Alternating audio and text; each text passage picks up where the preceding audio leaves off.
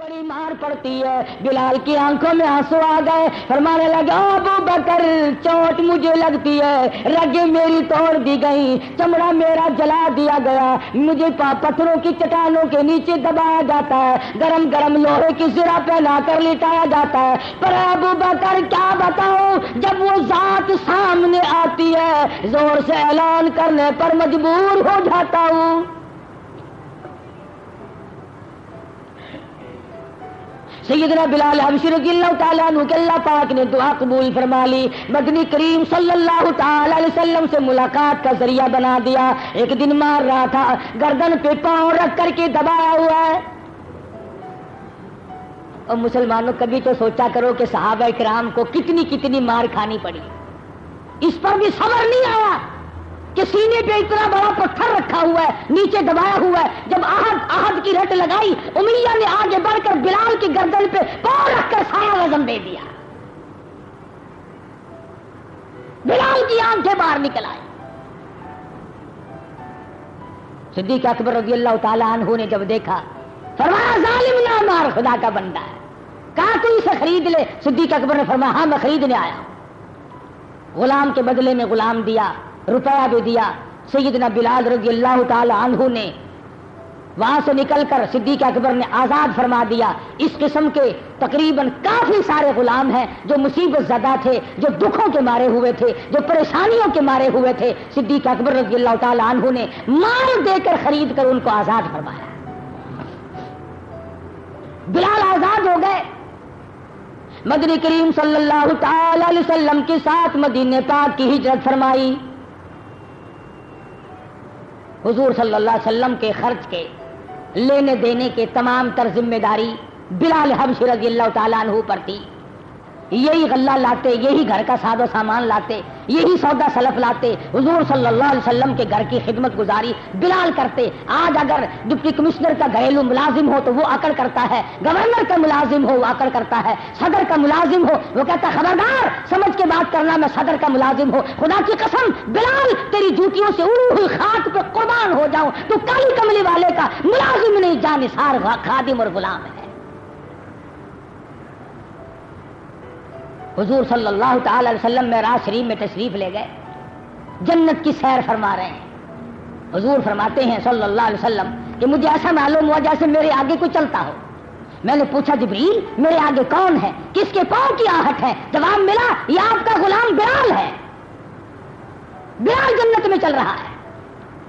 हुजूर ने तशरीफ ला करके पूछा बिलाल तो ऐसा कौन सा अमल करता है कि जन्नत में मेरे से आगे आगे चल रहा था? अर्ज किया और तो कोई ऐसा अमल नहीं, इतनी बात है जब मैं दिन में या रात में वुजू करता हूं तो 2 रकात नमाज तहियतुल वुजू पढ़ता हूं।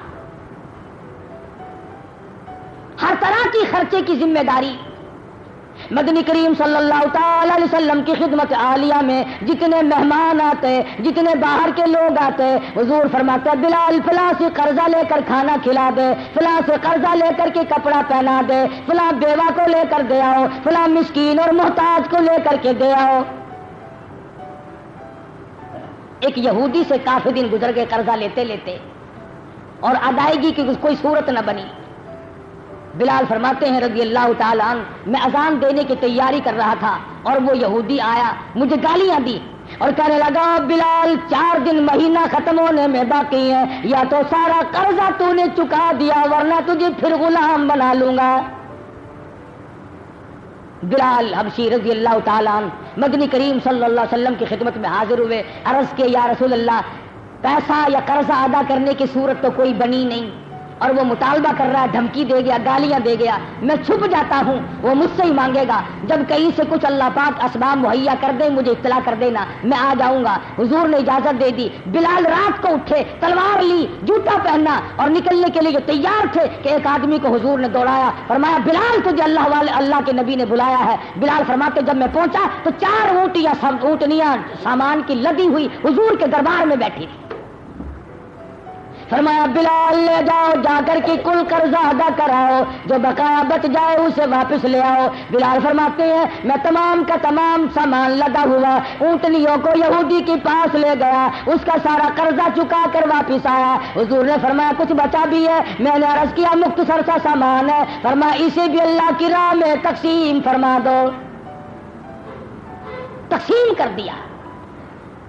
اللہ پاک نے جب اذان کا حکم دیا، سیدنا بلال رضی اللہ تعالیٰ عنہ حضور کی مسجد کے مؤذن بنے، اور سفر میں، حضر میں، جہاں بھی حضور صلی اللہ علیہ وسلم ہوتے بلال اذان دیا کرتے تھے، اس لیے فرمایا سید المؤذنین ہے، تمام مؤذنوں کے سردار ہیں بلال حبشی۔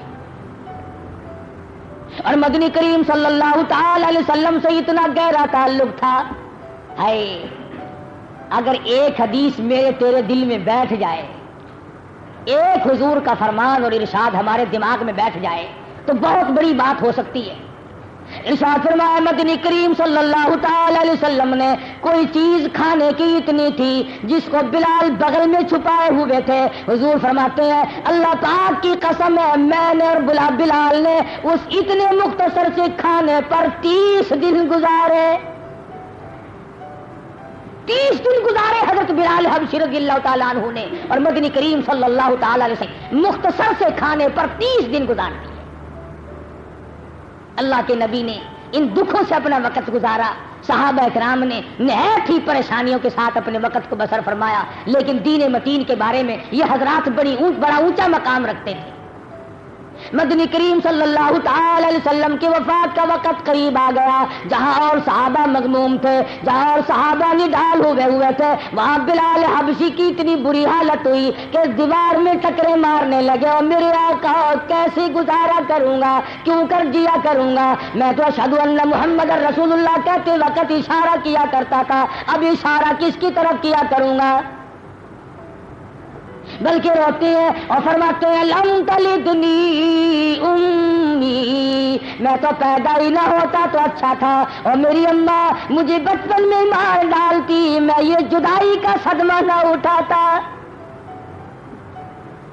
جنگلوں کو نکل گئے صحابہ کرام، پریشان ہو رہے ہیں جب صحابہ کرام، بلال حبشی رضی اللہ تعالیٰ عنہ کی اتنی بری حالت ہوئی کہ مدینہ پاک چھوڑ کر چلے گئے، مجھ سے یہاں بیٹھا نہیں جاتا، مجھ سے یہاں گزارا نہیں کیا جاتا، شام میں جا کر کے ڈیرا ڈال دیا۔ کچھ دنوں کے بعد خواب میں امام الانبیاء محبوب کبریا حضرت محمد مصطفیٰ صلی اللہ تعالی علیہ وسلم کی زیارت ہوئی، دیدار ہوا، فرمایا ما جفانی یا بلال، او بلال کیا ظلم کر بیٹھے ہو، دور چلے گئے، اب تو ملاقات کے لیے نہیں آتے۔ بیدار ہوئے سیدنا بلال رضی اللہ تعالیٰ عنہ، تڑپ اٹھے، مدینہ عالیہ میں تشریف لائے، آستانے میں پر پہنچے، حسنین کریمین رضی اللہ تعالیٰ عنہما کو پتہ چلا، دوڑے دوڑے آئے، فرمائش کی کہ اذان دے دو، اذان دو۔ علماء اکرام نے لکھا جب لاڈلوں کی فرمائش پر بلال حبشی نے اذان دینی شروع کی، سارا مدینہ باہر نکل آیا، اور عورت مرد روتے ہوئے چلے آ رہی ہیں، حضور کے زمانے کی اذان آ گئی، چلو شاید زیارت نصیب ہو جائے۔ علماء نے لکھا ہے کہ حضور صلی اللہ علیہ وسلم کی وفات کے بعد مدینے میں مرد عورت جتنے آج روئے اتنے کبھی نہیں روئے تھے۔ بلال اذان دیتے دیتے بے ہوش ہو گئے، پھر چلے گئے، اور امیر المومنین سیدنا فاروق اعظم رضی اللہ تعالیٰ عنہ سے اجازت لی کہ میں اب بقایا زندگی جہاد میں گزارنا چاہتا ہوں، اللہ کی راہ میں جنگ کرنے میں گزارتا ہوں، اب میں تلوار لے کر دین حق کو غالب کراتے کراتے میں چاہتا ہوں کہ میرے ٹکڑے ہو جائیں۔ فرمایا والسابقون الاولون من المہاجرین والانصار والذین اتبعوهم باحسان رضی اللہ عنہم ورضوا عنہ۔ اللہ میاں نے فرما دیا یہ سابقین اولین ہے، یہ پہلے ایمان لانے والے ہیں، جن کے چمڑے اڑ گئے، جن کو مکے کی گلیوں میں گھسیٹا گیا، جن کو بڑی مار پڑی، بدر میں شریک ہوئے، حنین میں شریک ہوئے، ہر جنگ میں بلال حبشی رضی اللہ تعالیٰ عنہ موجود تھے۔ مکے میں امیہ اپنے گھوڑے کو پانی پلا رہا تھا کہ حضور اکرم صلی اللہ علیہ وسلم کا ادھر سے گزر ہوا۔ حضور نے فرمایا کیا کر رہا ہے؟ کہنے لگا گھوڑے کو تکڑا کر رہا ہوں، اس پہ چڑھ کر نعوذ باللہ تجھے قتل کروں گا، اس پہ چڑھ کر تجھے قتل کروں گا۔ حضور اکرم صلی اللہ علیہ وسلم نے جواب دیا انشاءاللہ میں ہی تجھے قتل کروں گا۔ چنانچہ کہتے ہیں بدر کے میدان میں جانا نہیں چاہتا تھا. ابو جہل بڑی مشکل سے آر دلا دلا کر دوپٹہ سر پہ ڈالا, چوڑیاں لے کر آیا, بزدل ہو کے یہاں بیٹھ جا. بڑی مشکل سے آیا اور مدنی کریم صلی اللہ علیہ وسلم کے جب قریب پہنچا تو حضور نے ذرا سی قمچی لے کر, چھڑی لے کر کمر کو لگا دی. علماء نے لکھا ہے کہ اتنا چیختا تھا, اتنا رینگتا تھا جیسے گدھا بولتا ہے. مکے کے کافروں نے کہا کمینے اتنا چیختا ہے, لوگ کٹے پڑے, تجھے تو ذرا سی خراش ہے. ہائے کافر کے منہ سے میرے آقا مولا حضرت محمد الرسول اللہ صلی اللہ علیہ وسلم کے بارے میں کیا الفاظ نکلتے ہیں. امیہ ابن خلف کہتا مکے والوں مجھے شرم نہ دلاؤ, مجھے آر نہ دلاؤ, میرے زخموں پہ نمک نہ چھڑکو. ٹھیک ہے اوروں کی بازو کٹے ہوں گے, کسی کی گردن کٹی پڑی ہے, کسی کی ٹانگ کٹی پڑی ہے, مگر تمہیں یہ بھی معلوم ہے کسی کو صدیق نے مارا, کسی کو فاروق نے مارا, کسی کو طلحہ زبیر نے مارا, کسی کو ابو عبیدہ بن جراح نے مارا, کسی کو عثمان نے مارا. تمہیں معلوم بھی ہے مجھے امام الانبیاء نے مارا. مجھے اتنی تکلیف ہے, اگر میری تکلیف کو پورے عرب پہ تقسیم کر دیا جائے, کہتا ہے لات اور عزا کی قسم سارے مر جائیں. حضرت بلال حبشی رضی اللہ تعالیٰ عنہ نے دیکھا میدان جنگ سے بھاگ رہا ہے, فرمایا جائے گا کہاں؟ یاد ہے میرے مکے میں تیرا گلا گھونٹنا, وہ جو پتھر رکھا کرتا تھا جائے گا کہاں؟ آگے بڑھ کر بلال نے امیہ کو قتل کر دیا. تو عرض یہ کر رہا تھا کہ ان حضرات نے کام کیا ہے. ہم زبانی لپ لپی سارے کرتے ہیں, کام کرنے والے لوگ مر گئے. قرآن کریم نے ان لوگوں کی تعریف کی جو سابقین اولین مہاجرین انصار میں سے ہیں یا ان کی اتباع کرنے والے. فرمایا رضی اللہ عنہم ورضوا عنہ, اللہ فرماتے ہیں مہاجرین میں سے ہو, انصار میں سے ہو یا ان کی تابع داری غلامی کرنے والے لوگ ہوں, اللہ فرماتے ہیں میں ان سے راضی و مجھ سے راضی. وَأَعَدَّ لَهُمْ جَنَّاتٍ تَجْرِي تَحْتَهَا الْأَنْهَارُ خَالِدِينَ فِيهَا أَبَدًا. میں نے تیار کر رکھی ہے جنت ان لوگوں کے لیے جس کے نیچے نہریں جاری ہیں اور ہمیشہ یہ لوگ اس میں رہیں گے. فرمایا ذالک الفوز العظیم, یہ سب سے بڑی ان لوگوں کی کامیابی ہے. قرآن کریم نے صحابہ کرام کی تعریف کی, سابقین میں سے بتایا, اولین میں سے بتایا, مہاجرین اور انصار میں سے بتایا, اور اپنی رضامندی کا تمغہ صحابہ کرام کے سر پہ اڑا دیا. فرمایا لوگوں تم اپنا فکر کرو, اپنی بات کرو, تم میرے مدنی کریم صلی اللہ علیہ وسلم کے یاروں جانثاروں کی بات نہ کرو. رضی اللہ عنہم ورضوا عنہ, مجھ سے راضی ہے, میں ان سے راضی ہو گیا, تم ان کو کچھ نہ کہو. بعض لوگ اپنی سیاہ بختی کے مارے ہوئے, مصیبتوں کے مارے ہوئے جب تک صحابہ کرام کا گلہ نہ کر لیں اس وقت تک ان کی عبادت مکمل نہیں ہوتی. یہ بھی کوئی مذہب ہے, یہ بھی کوئی دین ہے, شکوہ کرنا, گلہ کرنا اور اس کو عبادت سمجھنا. دنیا کا کوئی مذہب ایسا نہیں جس میں گالیاں دینا عبادت سمجھا جاتا. آج دنیا دار لوگ, خواہش پسند لوگ اہل بیت کی آڑ لے کر, حضرت علی رضی اللہ تعالیٰ عنہ کی محبت کی آڑ لے کر, ورنہ علی رضی اللہ تعالیٰ عنہ والی بات ان کے پلے کون سی ہے؟ علی مرتضیٰ نے کبھی ایک نماز قضا نہیں کی, انشاءاللہ انہوں نے پڑھی کبھی نہیں. حضرت علی رضی اللہ تعالیٰ عنہ نے نشے والی چیز کو کبھی ہاتھ نہیں لگایا اور یہاں دورے کا دورہ بنکا چڑھا جاتے ہیں. انہوں نے کبھی بھی نبی پاک صلی اللہ علیہ وسلم کی فرمانی سے سرتابی نہیں کی اور یہاں بالکل مخالفت ہے. تو کوئی چیز بھی نہیں ملتی نہ اہل بیت سے, نہ صحابہ کرام سے, نہ حضور اکرم صلی اللہ علیہ وسلم سے.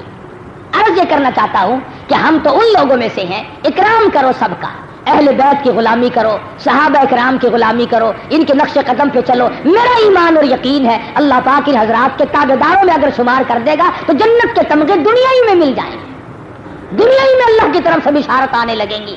اور یہ بات سامنے آ جائے گی, وہ گل ہی کیا ہے, وہ گل ہی کیا ہے کہ جس گل میں بو نہ ہو, اور وہ دل ہی کیا ہے کہ جس دل میں تو نہ ہو. اپنے دلوں کو اللہ والے لوگوں سے کی یاد سے آباد رکھو, ان کے نقش قدم پہ چلنے کی کوشش کرو. اللہ پاک مجھے اور آپ سب کو تمام صحابہ کرام کی غلامی نصیب فرمائے. وآخر دعوانا الحمدللہ رب العالمین. اللہم صلی وسلم وبارک علی سیدنا مولانا محمد النبی الامی الہاشمی وعلی آلہ واصحابہ برۃ الکرام یا اللہ ہم سب کو مدنی کریم صلی اللہ علیہ وسلم کے صحابہ کرام کی عظمت نصیب فرما.